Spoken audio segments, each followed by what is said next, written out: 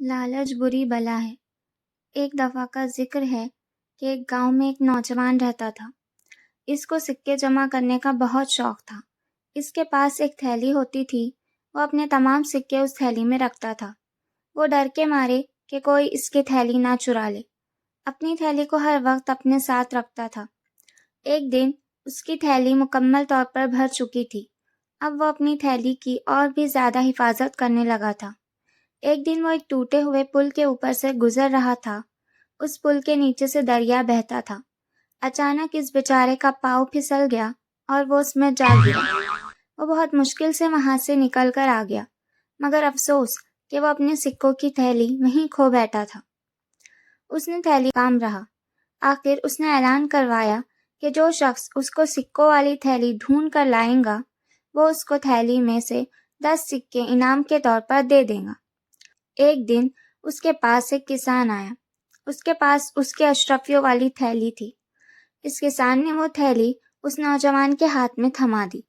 وہ لڑکا اس تھیلی کو دیکھ کر بہت خوش ہوا، مگر جب کسان نے اپنا انعام مانگا تو اس لڑکے کے دل میں لالچ آ گئی۔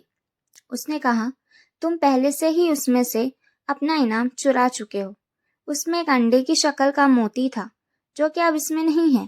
میں تمہیں عدالت میں لے کر آخر کار وہ اس کو لے کر عدالت میں گیا۔ ان دونوں نے اپنا اپنا مسئلہ بیان کیا۔ جج صاحب نے ان دونوں کی باتوں کو بڑے غور سے سنتے ہوئے کہا